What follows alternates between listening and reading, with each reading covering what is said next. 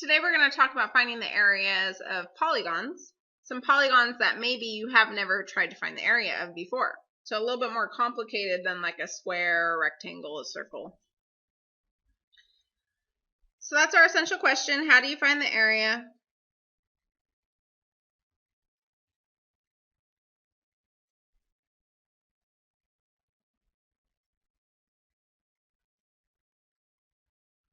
Of any, and I'm going to go with regular polygon. Remember, regular means that all the angles and all the sides are congruent. It gets a little bit more complicated if you were to just do any polygon out there. And we're also going to try and find the area of kites. That one's actually super easy. I have a little formula for you. All right, an inscribed polygon. So we have to do a little review here, or potentially maybe we've never covered this, depends on the year. So, an inscribed polygon is a polygon in which all vertices lie on a circle. So basically you put a polygon inside a circle and all of its angles touch the circle. So this triangle here is inscribed in the circle. This rectangle, see how all of its angles are actually touching the circle and it's inside the circle? It's inscribed in the circle. So the polygon is inscribed in the circle. And the circle, because the circle's on the outside, we call that circumscribed about the polygon.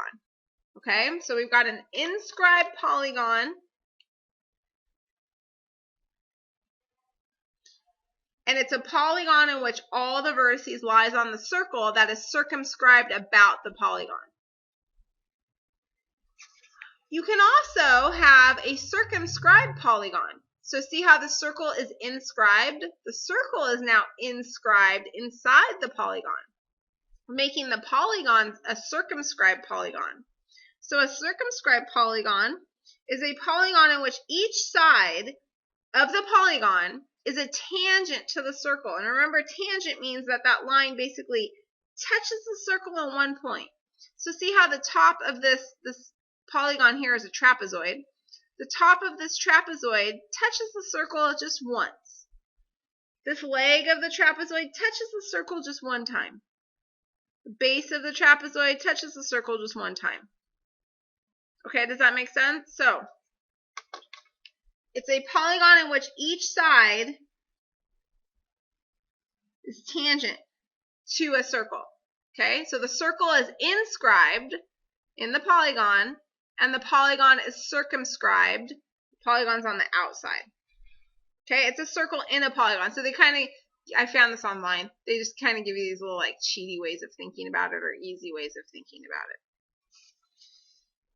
Okay, so in order to understand, or you need to understand that before we can kind of move on and define some things. So, the center of a regular polygon is the center of its circumscribed circle. So here we go. Over here we've got a pentagon, right? 1, 2, 3, 4, 5 sides. It is inside of a circle, which means the pentagon is inscribed in the circle. The circle is circumscribed about the pentagon. Okay. So, if we know that the center of a regular polygon is the center of its circumscribed circle, then we know that from this center to any point on the circle, we have a radius, right? So, all of these spots where we go from the center of the circle to where the pentagon touches the circle, those are going to be radiuses. Okay, so you know that part. You know that that's a radius. Okay, now here's something new.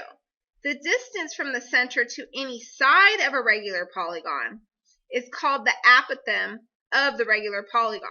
Okay, so the apothem, that's what's new here. The apothem is like segment CP, right? It goes from the center to a side of this polygon.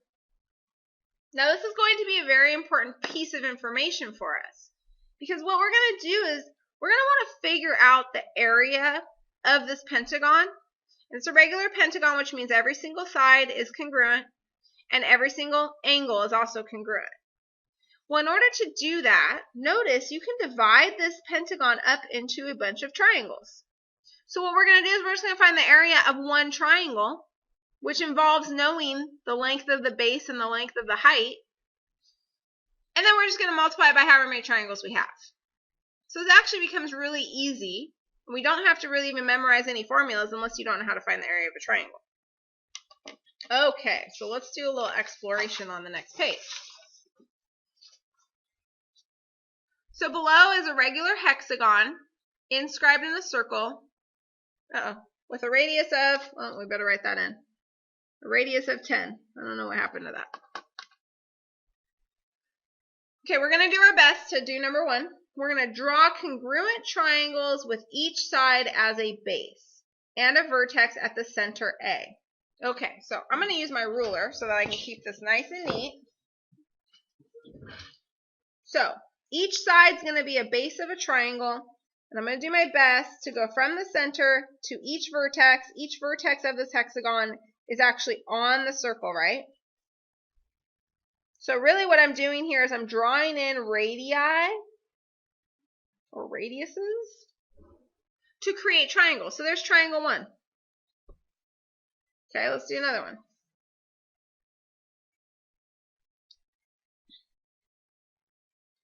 There's triangle 2. Oops. Okay, I'm going to keep going. Triangle 3. I keep going off the screen. I'm not sure why. Okay, let's try this one. Triangle 4.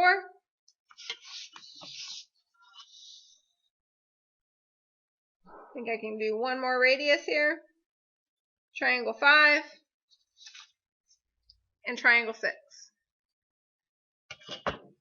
So if each triangle is going to have a base, that's a side of the triangle, well, doesn't it make sense then that you'd have as many triangles as you have sides? And a hexagon is a 6-sided figure. So we ended up with 6 separate but congruent triangles. Okay, so we have 6, and these are actually congruent triangles. And the reason I know that they're congruent is because this was a regular hexagon. So every single side here is the same and every single angle is the same. All right, how many triangles did you form? 6 congruent triangles. What is the measure of each angle formed by the vertex at center A? So what it's asking for is what is the measure of this? Well, if I go all the way around a circle, how many degrees is that? That's right, it's 360 degrees. So if I take 360 degrees and I say, well, I've got 6 of these central angles. 1, 2, 3, 4, 5, 6. I'll divide by 6. I'm going to get 60 degrees. Right? And I showed, it said, how did you get this measure? Well, I showed it. Right? So this is going to be our answer, 60 degrees. So what are the measures of the base angles in each of these congruent triangles? Okay, well, let's think about this now. So going from A to the circle is my radius, right? So here's a radius here. And then A to the other edge of this triangle, or vertex of this triangle, well, that's also a radius. So aren't these two sides of each triangle, aren't those going to be congruent? Let's see, I'm probably doing some bad writing here. So how about if I just use R to show it without marking everything up? So that's R, those are both the radiuses, the radii. The radius of a circle has to be the same no matter where you are, right? No matter what part on the circle you are, all of these radii are going to be exactly the same length. Well, that tells me then that I have an isosceles triangle, right? So these two angles, these two base angles here have to be congruent. Well, I know this angle here is 60 degrees, and then these two base angles, if you add it with that angle, have to add up to 180 degrees because all triangles add up to 180 degrees. So how about if I call each of these base angles X? Then I know that, and this one's 60 degrees. So then I know that 60 degrees plus 2 of those X's has to equal 180. Solving for X, I'll subtract 60 from both sides. and I get 2x equals 120. Divide both sides by 2. X is 60 degrees. So I don't just have an isosceles triangle. What I have found now is that I have an equilateral triangle, right? Because all three angles are 60 degrees in each of these triangles. Okay, so what are the measures of the base angles? They're 60 degrees each. Oops, I should put 60 degrees. So each triangle here has a 60 degree, 60 degree, 60 degree.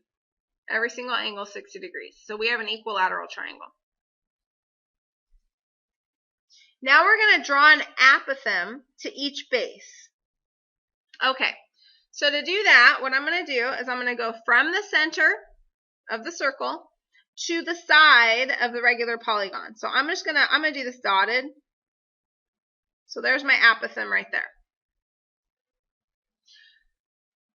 By drawing in this apothem, what I've actually done is I've cut this equilateral, equiangular triangle in half. I've done that by basically drawing an altitude and a median. So this is going to be perpendicular to the base because this is an equilateral triangle, and it's also going to hit the middle of the base. So that means it's a median and an altitude of this equilateral triangle. Okay, so we drew the apothem to each base. Well, I'm just going to do it to one base. I'm just going to do it on one triangle. What is the length of the apothem? Okay, so by doing this, I've cut this equilateral triangle in half. Now, I'm going to draw just half, the right half of this equilateral triangle. So I'm going to make it kind of big.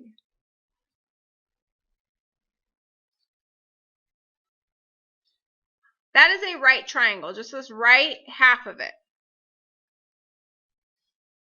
Now that base angle, remember we said was 60 degrees. So I'm going to put 60 degrees right here. And that central angle, well again, we cut this equilateral triangle in half, so that's going to be 30 degrees. So look what we have. We have a 30, 60, 90 special right triangle. And I know the relationship between any of the legs and the hypotenuse in a 30, 60 special right triangle. The shortest side is always A. The longest, or the longer leg, I should say, is A root 3. And the hypotenuse is always 2 times A. Okay, so that means we had to have been given some information. So let me go back up to the top, and I was given the fact that the radius of the circle was 10. So that tells me that these radii, let's see, I'll put it here, are 10. So this hypotenuse is actually 10. So 2A equals 10. So if I solve for A, that tells me that A is actually equal to 5. So my shortest leg is 5. My longer leg then is 5 root 3. Okay, so what is the length of the apothem? Well, the apothem is this perpendicular line to the base, right? So that's 5 root 3. And explain how you use this? Well, I just showed how I used it, but I used a special right triangle. So I'll go 30, 60, 90, special right triangle.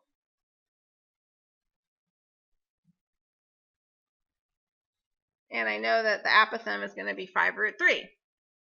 Okay, so now let's find the area of each triangle. Okay, so I'm just going to draw another picture here. The area of each triangle, well, let's see. The base of each triangle is this length down here. And I know half of it's 5.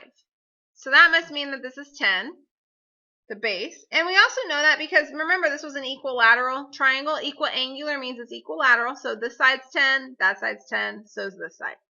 So however you want to think of it, you can do it several ways. And then I also know the height, so I can draw in the height here, and that's 5 root 3.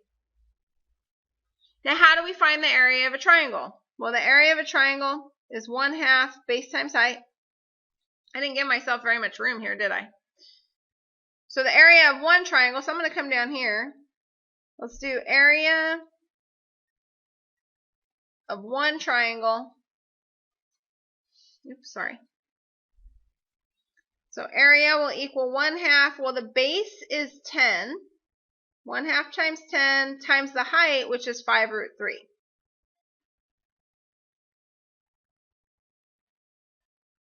Okay, so 2 and 10 have a common factor of 2, so I'll divide by 2 and get 5 here.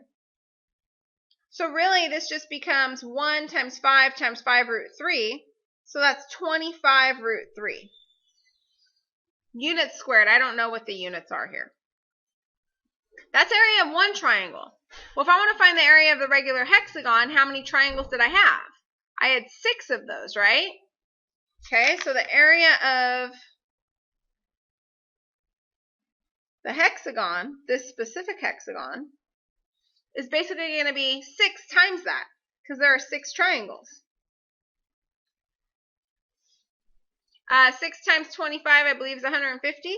So this is going to be 150 times root 3. All right, so this was the answer to 5. This is the answer to 6. I just ended up running out of room. And these are in units squared, whatever the units happen to be. Maybe I should write that just so that we can. Square units. Make sure you understand that every time that you're talking about area, if there were units given, you want to give those into square units. So again, I had 6 triangles. I multiplied it by the area of one triangle. Okay, now this is actually quite easy. So you want the area of a rhombus or a kite. So a rhombus means if you have a rhombus, all 4 sides are congruent. The angles are just not necessarily 90 degrees, so you don't necessarily have a square. Okay, a kite, a little bit different. So basically the 2 diagonals are perpendicular to each other, and then you have 2 consecutive sides being congruent. So these 2 consecutive sides are congruent, and these 2 consecutive sides are congruent. And you have 1 pair of angles, opposite angles, that are also congruent. So that would probably be this angle and this angle. Either way, look at both of these pictures. What do you see? For example, this kite. I see one half of it is like a triangle, and the other half is a triangle. Right? And how do we find the area of a triangle? It's 1/2 base times height. So just imagine if I'm looking at this. It would be 1/2 base times height. Your base is basically this diagonal that's going across, and your height is a portion of the other diagonal. Okay, but you have 2 of those triangles. So really, to find the area of either one of these, actually I'll go ahead and I'll just write it over here because it's very small right here. So area is going to be 1/2 the 2 diagonals multiplied together, because those diagonals are like base and height. Right? And so you're going to just do 1/2 the diagonal 1 times the diagonal 2. And that's how you find the area of a rhombus or a kite. It's basically because these things can be divided up into triangles. Okay, so let's find the area of a rhombus or a kite. Well, this thing's a kite. Okay, so we're going to basically find the area equals, I'm just going to use this formula, 1/2. And then you got to know your diagonals. Well, they've been given to me. It doesn't matter which one you call diagonal 1 or diagonal 2. So it's 1/2 times 5 feet times 11 feet. Or 55, right? 5 times 11 is 55. 2 is the only thing in the denominator. You can think of it as like 2 times 1 times 1. And feet times feet is feet squared. All right, well, what's 55 divided by 2? That's going to be 27.5 square feet. Pretty simple, hopefully. All right, next example. Let's find angle measures in a regular polygon. So in the diagram, polygon A, B, C, D, E, F, G, H, J, K is a regular decagon. So how many sides in a decagon? 10. That's right. Okay. Is a regular decagon inscribed in circle P. And we can see that because it's inside the circle, its vertices all touch the circle. We're going to find each angle measure. Okay. So we're going to start with the measure of angle Kpj. Kpj. So this is a central angle that I could find. Basically, I could create, it's regular, right? I could create a bunch of these exact same triangles, right? So I could draw another line over here, PA, another segment I should say. I can do another one to B. And when I was all done, how many of these regular triangles would I have? or I should say isosceles triangles would I have, right? Because the radii are all going to be the same.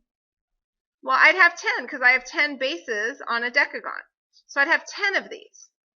So in order for me to figure out what one of these central angles is, I have to take what the entire degree of the circle is, which is always 360 degrees. Let's see, I'm going to do it. I'll do it here. I'm going to take, that's right, measure of angle Kpj. I'm going to take all the degrees in the entire circle, and I'm going to divide it then by how many of those isosceles triangles I can create using the number of bases, right? So I can do 10. So this is going to be 36 degrees is going to be the measure of angle Kpj. All right, B, the measure of angle LPK. So LPK, well, now I'm drawing an apothem, right? I'm drawing an apothem here.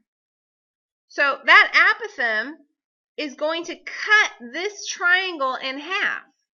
It's also going to do it, it's going to be perpendicular, right? So, not that that matters for this angle, but if I cut this triangle KPJ, if I cut that in half, what happens to the central angle? It gets divided in two, right? So that, for B, the measure of angle LPK is going to equal that 36 degrees divided by 2, which is 18 degrees. All right, let's find the measure of angle LJP.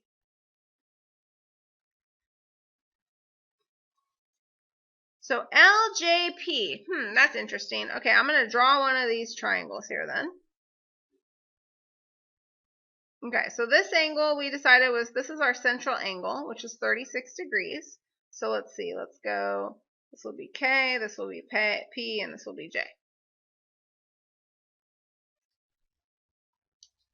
Then we drew that apothem in. It was perpendicular to the base. And where it touched the base, they called that L.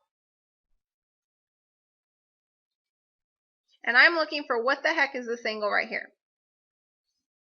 Okay, well, let's think about this. In this triangle, both of these radii, I should say both legs, are radii, right? So they are congruent to each other, which tells me that I have congruent base angles. So what I need to know is, all three angles in this triangle add up to 180. If these two are the exact same, well, what are they? Let's call them both x. So I'm going to say that this is the same as 36 plus 2x. Oh, wait, don't write it there. That's bad. I should say 180. I'll do it down here. 180 is equal to 36 plus 2x. And now let's figure out the value of x.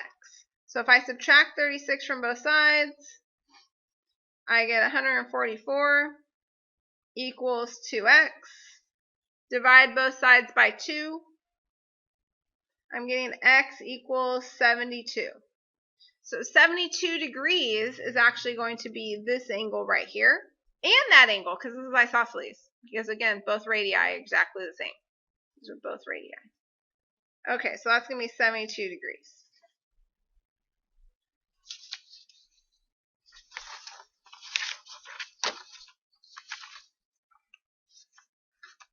All right, we've got a regular hexagon. It's inscribed in a circle with a diameter of 32 units.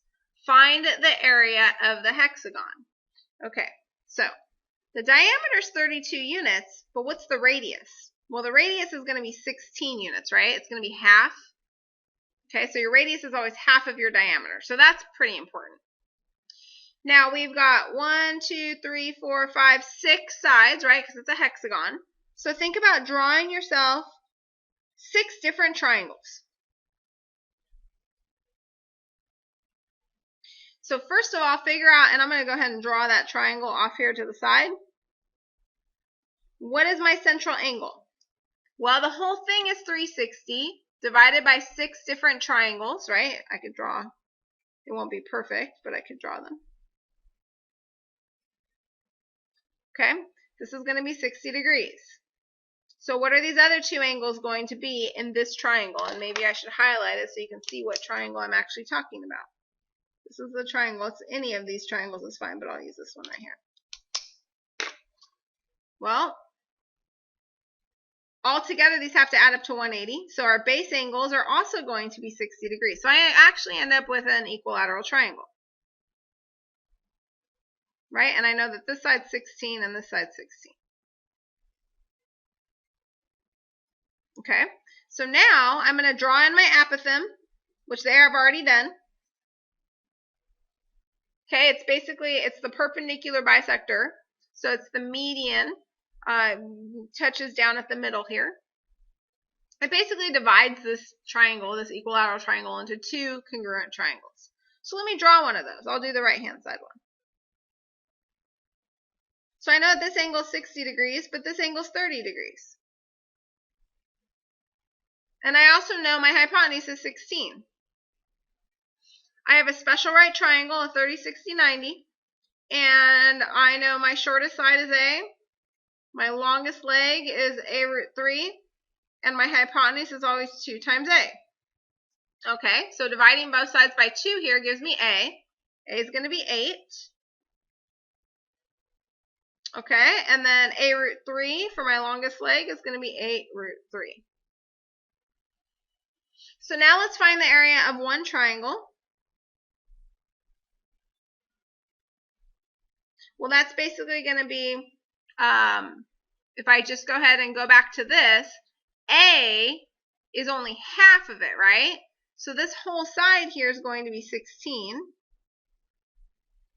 That's not necessarily always the case, so you do have to find these missing sides. For example, in our last example, these were not going to be equilateral triangles, right? So this one was 72 degrees, right? So these were isosceles, not equilateral. So not all the sides will always be congruent. The area of one triangle here is going to be 1/2. My base will be 16, and my height, my apothem, is 8 root 3. Dividing 2 into 16, I get 8. So it looks like I get 64 root 3. And I don't have any units, so I just have units squared. Now that's just the area of one triangle. How many triangles do I have here? I have a total of 6. 1, 2, 3, 4, 5, 6. However many bases I have, however many sides of this polygon I have, that's how many triangles I have. So area of the hexagon will now be 6 times 64 root 3. All right, so that's 6 times 64, I don't know that one, is 384 root 3. That's units squared.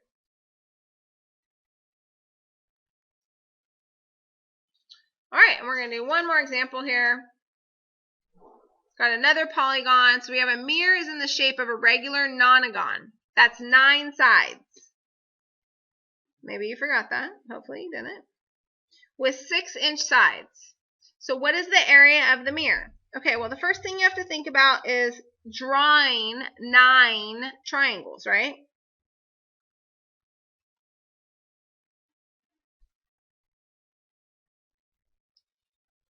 Okay, so let's see.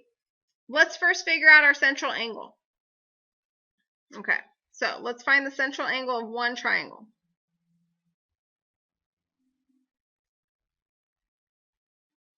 Well, it's going to be 360 divided by how many triangles I can actually make. That's how many sides or bases of those triangles I have. So I've got 9 of them. So that's a 40 degree. Okay, so this is 40 degrees. Okay, so I'm going to take this triangle and I'm going to draw it out here. Actually, I'll draw it over here.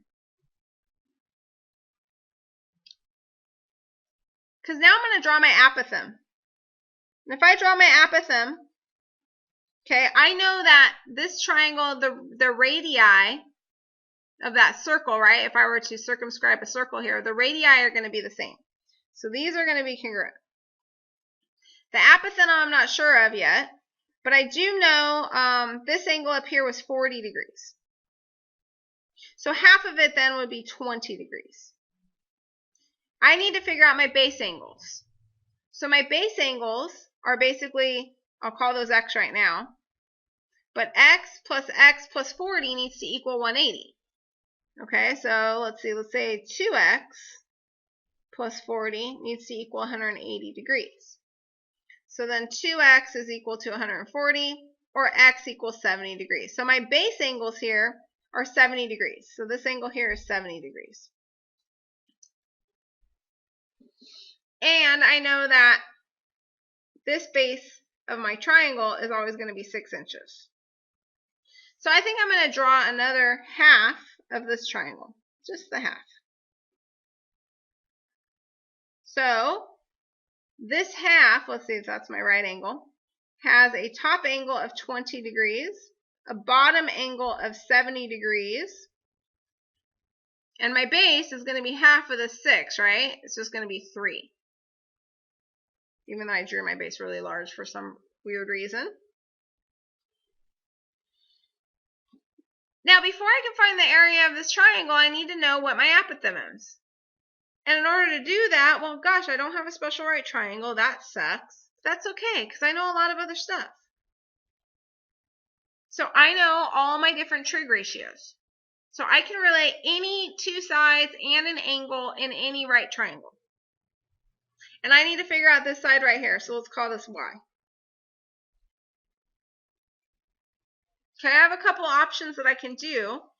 But basically, compared to either one of these two angles, I need to know my opposite and I need to know my adjacent. Well, I know my adjacent, I need to know my opposite. Or here, I know my opposite, I need to know my adjacent.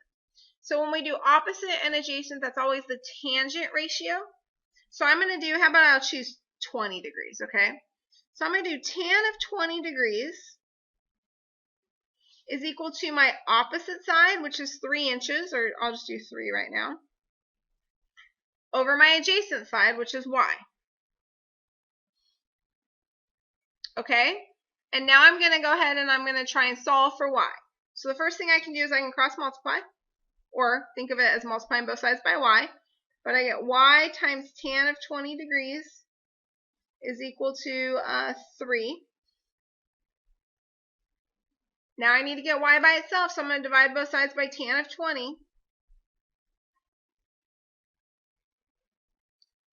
Okay, so this will leave me with y equals, now I need to make sure I do the math correctly in my calculator. So I don't think I'm in the right mode, so I'm going to make sure I'm in degree mode. Let's talk about radians another time. And I'm now going to do 3 divided by tan of 20. So I'm getting about 8.242.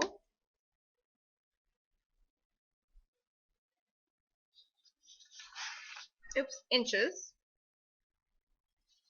So that's this right here.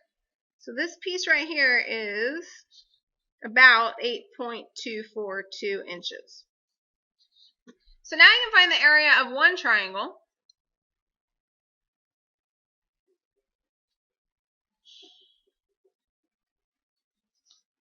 Is basically going to be 1/2 6 times 8.242.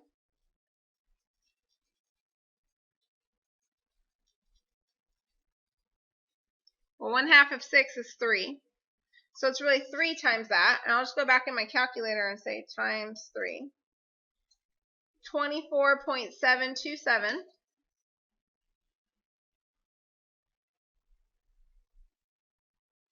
And that's in inches squared, or square inches. So I'm going to find the area of all the triangles. And we said because it was an octagon, I could do 9 different triangles because I have 9 different bases for each triangle. Okay, so the area of the nonagon will be 9 times the area of one triangle because I have 9 triangles.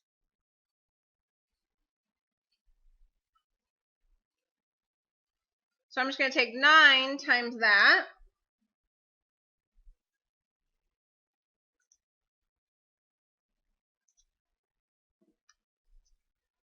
I'll take the answer from before. And we've got 222.546, approximately. Square inches.